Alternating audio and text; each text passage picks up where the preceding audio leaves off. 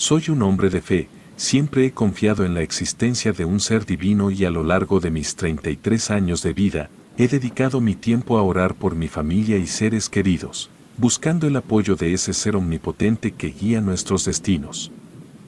Mi fidelidad a mi religión ha sido inquebrantable, pero incluso la fe más sólida puede verse sacudida por eventos incomprensibles.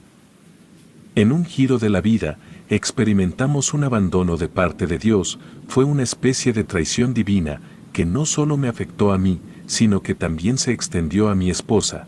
El momento crítico se desencadenó con la inesperada y trágica partida de alguien muy cercano, alguien que a pesar de que yo siento que falleció, aún continúa existiendo de una manera inexplicable. Se trata de mi esposa, que antes era la personificación de la vida y la alegría de muchos, ahora caminaba, hablaba y pensaba, pero ya no era ella misma, era otra persona.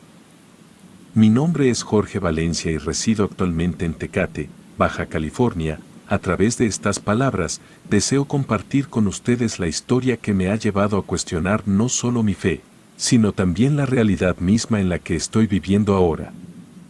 Cuando conocí a mi esposa, Yasmín, quedé cautivado por su carisma excepcional, su rostro siempre irradiaba una sonrisa y parecía que no había nada en el mundo capaz de entristecerla. Incluso en los momentos más difíciles, como aquel día desafortunado en que fuimos asaltados en el camión, ella encontraba el lado positivo de las cosas. Para Yasmín, la vida era una constante búsqueda de la alegría de las cosas y me enseñó a ver la luz incluso en la oscuridad. A mis ojos, Yasmín era la mujer perfecta, la compañera ideal que hacía que cada día fuera especial y como bien sabemos, nadie es perfecto, a pesar de su personalidad vibrante. Yasmín llevaba consigo un mal congénito que había arrastrado a lo largo de los años, un problema cardíaco que de manera constante la dejaba postrada en la cama, exhausta y sin aliento. En algunas ocasiones, incluso experimentaba fiebre repentina, aunque intentaba llevar una vida normal, las limitaciones por su condición a veces resultaban en un sufrimiento insoportable. A pesar de eso, nuestra conexión y amor eran más fuertes que cualquier adversidad y juntos enfrentamos los desafíos que la vida nos presentaba. Pero la verdad es que nada podría prepararme para lo que estaba por venir, una oscura metamorfosis que cambiaría por completo nuestra realidad. Como mencioné anteriormente, mi fe siempre ha sido una parte fundamental de mi vida y mis plegarias para Yasmín nunca faltaban. Ella se sumaba a mis oraciones cada día. Tuvimos días buenos y días malos, pero en general siempre le buscábamos el lado bueno. Agotados por la difícil situación que enfrentábamos, descubrimos una posibilidad de esperanza, la oportunidad de que mi esposa se recuperara de su problema. Habíamos estado inscritos en el programa de donantes de órganos durante varios años, conscientes de que la lista de espera era extensa. Afortunadamente, Yasmín cumplía con los requisitos necesarios para recibir un trasplante. En México, la mayoría de las donaciones se llevan a cabo de manera anónima, pero en este caso particular, los familiares decidieron revelarnos la identidad del donante del corazón. Resultó ser el órgano de una mujer casi de la misma edad que Yasmín, de un mismo tipo de sangre y que residía muy cerca de nuestra área. La donante se llamaba Melissa. Como familia tenía solo un par de hermanas mayores que ella y aunque no pude obtener mucha más información sobre ellas, el simple hecho de conocer el nombre de la mujer que había donado su corazón hizo que mi fe creciera. Por años había pedido un corazón para mi mujer. Melissa, a través de su generosidad, se había convertido en la portadora de la esperanza para Yasmín y para nuestra familia. Sabíamos que este regalo de vida que le habían dado a mi esposa nos traería una sinfín de oportunidades nuevas, pero a pesar de que conocía el nombre de la donante, jamás me dieron más información sobre su muerte. Solo mencionaban que había sido un accidente. La historia de Melissa me dejó intrigado, pero fue algo que no quise indagar más, así que con el tiempo lo olvidé, sin saber que su historia pronto se convertiría en parte de nuestras vidas. El día de la operación, la ansiedad se apoderaba de nosotros. En medio de la incertidumbre, sentíamos que estábamos lanzando una moneda al aire. Cualquier resultado era posible y desafortunadamente, También lo era lo peor, antes de que Yasmín ingresara al quirófano, me esforcé por despedirme de ella, recordándole que la esperaría en la sala de espera hasta que todo estuviera concluido. La operación se prolongó durante casi 6 interminables horas y cada minuto que pasaba se convertía en un proceso largo y aterrador.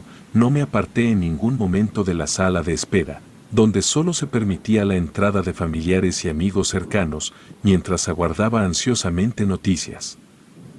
Pensaba en tantas cosas que no sabía que podía pasar. Finalmente, el médico salió del quirófano para brindarnos la tan ansiada buena noticia. La sensación de alivio y satisfacción nos invadió. Sin embargo, aún debíamos esperar a que Yasmín se recuperara completamente antes de poder verla y abrazarla nuevamente. Ya anhelábamos el reencuentro con Yasmín, que gracias a la generosidad de Melissa había recibido una nueva oportunidad de vida. Antes de reunirnos con Yasmín, el médico nos advirtió sobre posibles complicaciones que podrían surgir como consecuencia de la anestesia, así como problemas a largo plazo si la anestesia le afectaba. Explicó que era probable que ella no estuviera completamente consciente de su entorno ni de su realidad, lo cual, aunque inquietante, era una respuesta normal al procedimiento quirúrgico. Armados con esta información, decidimos esperar un par de horas después de recibir la noticia antes de dirigirnos a verla. Al cabo de un rato, la vi, recostada con la mirada perdida hacia la ventana. Toda la familia y yo ingresamos a su habitación para verla. Cuando Yasmín se percató de nuestra presencia en ese momento, me di cuenta de que algo no estaba bien. Su mirada, que solía irradiar un brillo intenso y el carisma que me enamoró, ahora mostraba una diferencia muy notable. Había algo cambiado en Yasmín.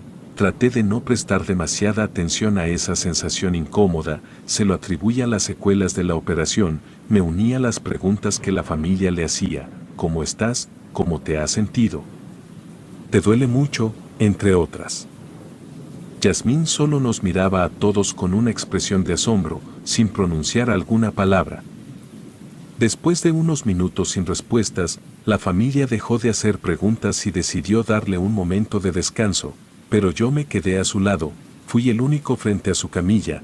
Me acerqué y le di un beso en la frente, expresándole mi alegría por su bienestar. En ese momento, apretó mi mano con las pocas fuerzas que tenía y me hizo una pregunta que resonó en el aire, con un tono perturbador y que aún me inquieta: ¿quién es Yasmín? Unos días después de que fuera dada de alta, nos encontramos solo cenando en el departamento. Mientras mirábamos la televisión, noté que ella estaba notablemente seria y no decía ni una palabra. Intenté no perturbarla y solo me comuniqué con ella lo necesario, ya que apenas respondía mis preguntas, pero ella a mí no me preguntaba nada. La desesperación comenzaba a apoderarse de mí, al no saber cómo ayudarla para volver a ser la persona alegre que era antes. Entonces, se me ocurrió poner una película que ambos solíamos disfrutar mucho antes. La invité a sentarse en el sofá mientras iba a preparar unas palomitas de microondas. Desde la cocina, escuché que la película ya había comenzado. Me apresuré en preparar la botana y cuando las abrí, la luz de la cocina empezó a parpadear. Al principio, pensé que era solo un problema con el foco, pero el parpadeo se extendió por todo el departamento. Las luces titilaron como luces navideñas y la televisión se apagó. Un silencio repentino llenó la habitación, seguido por la oscuridad total. Me dirigí rápidamente al sofá para preguntarle a Yasmín si había notado algo, pero quedé atónito al descubrir que ella ya no estaba ahí. Busqué por toda la casa, aunque nuestro departamento no era grande, no la encontraba por ningún lado. Tomé mi celular y encendí la linterna, preguntando en voz alta por ella, pero no obtenía respuesta. De repente, sentí una corriente helada y me di cuenta de que el ventanal de nuestra recámara estaba abierto. Corrí hacia ahí y la encontré mirando fijamente hacia la distancia. Su expresión era seria, como si algo la atrajera tanto que ni siquiera se diera cuenta de mi presencia. Le pregunté si se encontraba bien y después de un prolongado silencio, se volvió hacia mí. Sus ojos brillaban con un fulgor inusual y un escalofrío me recorrió la espina dorsal. Entonces, con una voz sepulcral que me terminó por estremecer más, dijo: me están buscando. Durante varios días, el comportamiento de Yasmín era notablemente fuera de su rutina habitual. El médico nos tranquilizaba, argumentando que la anestesia podía tener efectos secundarios a largo plazo, que afectaban a la estabilidad emocional y en casos específicos, en la conducta. Recordé que esto ya nos lo había comentado. Pero no le había dado la importancia necesaria. Pensando que este tipo de situaciones no nos pasaría a nosotros, nos sugería que un proceso psiquiátrico podría ser crucial para abordar estas alteraciones. Así que decidimos que este podría ser el mejor camino para ayudarla a recuperar su equilibrio emocional, así que organicé una cita con uno de los mejores psiquiatras de la zona. Pero mientras esperábamos la fecha de la terapia, las cosas se tornaron más inquietantes en el departamento. Se podía percibir un ambiente turbio en el ambiente. Por las noches se comenzaron a proyectar sombras en las paredes, que tomaban formas desconcertantes. Las noches eran inquietantes. Se escuchaban susurros que resonaban en las esquinas del departamento y siempre había una sensación de que algo acechaba cada rincón. Lo que era antes un hogar lleno de vida y risas, ahora se había transformado en un lugar inquietante con un sentir aterrador. Yo ya no me sentía nada cómodo viviendo ahí. Algo que también pasaba cada noche, desde que Yasmín llegó al departamento, es que se levantaba y se embarcaba en caminatas nocturnas. Al principio, me unía a ella, observándola mientras deambulaba en silencio y descalza por los pasillos, procurándola por si se le ofrecía algo. Pero con el tiempo, dejé de seguir sus pasos, asumiendo que regresaría después de un par de horas. Pero en una noche particular, justo antes de su cita con el psiquiatra, algo inusual ocurrió. Ella no regresó. Al darme cuenta de la hora y notar su ausencia a mi lado, me levanté para buscarla, aunque aún estaba oscuro. El amanecer se acercaba y pude escuchar su voz. O al menos lo que parecía ser su voz. Las palabras que salían de su boca eran risas y obscenidades, como si estuviera teniendo una conversación con alguien de gran confianza. Me asomé lentamente y la encontré de pie junto a una ventana abierta, como si estuviera dialogando con el aire. Entonces, la escuché decir claramente: he vuelto a la vida. Al principio pensé que se refería a que se sentía mejor, pero cuando estuve a punto de interrumpirla, noté algo extraordinario y aterrador a la vez. Entre sus manos sostenía una especie de llama que se apagaba y prendía, y frente a ella una masa oscura de humo negro se movía a su voluntad, dejándome atónito al darme cuenta de que, sin lugar a dudas, ya no se trataba de mi Yasmín. La revelación de este fenómeno sobrenatural me dejó paralizado, incapaz de comprender lo que estaba presenciando. Yasmín, o la entidad que ocupaba su cuerpo, sonreía de manera macabra mientras jugueteaba con aquella extraña llama. La masa de humo negro danzaba a su alrededor como si estuviera viva. Me atreví a pronunciar su nombre. Pero la entidad no respondió. Continuó su danza siniestra y en un instante de valentía, me acerqué lentamente a ella, con la esperanza de que esta pesadilla tuviera alguna explicación racional. Cuando mi mano rozó su hombro, Yasmín se volvió hacia mí con una mirada penetrante. Sus ojos, ahora completamente ennegrecidos, reflejaban cierta maldad que jamás había visto en alguien. En un susurro escalofriante, pronunció mi nombre con una voz que no era la de ella, pero que resonaba en mi mente como un eco siniestro. Aterrorizado, retrocedí y corrí hacia la habitación, esperando a que esto pasara y solo se tratara de una pesadilla. Ahí me quedé el resto de la noche, hasta que a la mañana siguiente salí a buscarla. Ella estaba dormida plácidamente sobre el sofá, lucía como si nada hubiera ocurrido. Me acerqué a ella y la desperté. Ese día tendríamos nuestra cita con el psiquiatra. En el consultorio del doctor, le hizo varias preguntas que le otorgaron respuestas muy escasas. Le comenté al doctor todo lo que yo había visto la noche anterior. Fue cuando al psiquiatra se le ocurrió hacer un proceso de hipnosis. Sería algo simple, pero el psiquiatra tenía una idea de lo que estaba ocurriendo. Durante el proceso fue algo complicado hacer entrar en trance a Yasmín. Incluso en varias ocasiones ella le dijo que así no se llamaba. Por fortuna, después de varios intentos la logró dormir. Las preguntas que le hacía el psiquiatra nos dio respuestas aterradoras que ni yo me hubiera esperado. El psiquiatra logró de alguna manera Yasmín se manifestara nuevamente, pues todo indicaba que ella, después del trasplante, se encontraba atrapada entre dos mundos, el suyo y el de Melissa, la donante del corazón. Melissa, al parecer, no era la clase de persona buena que esperaban que fuera. Melissa había encontrado la muerte de una manera trágica y buscaba desesperadamente regresar a la vida a través del órgano que ahora latía en el pecho de mi esposa. Aún hipnotizada, Yasmín comentó que veía las memorias de Melissa y en ella podía ver encuentros oscuros, rituales satánicos, entre otras cosas de un mundo espiritual. Con el conocimiento de esta macabra conexión y con la sugerencia de su psiquiatra, busqué ayuda espiritual y contacté a diversos expertos en lo paranormal, pero con cada intento por liberar a Yasmín de esta posesión resultaba en fracaso.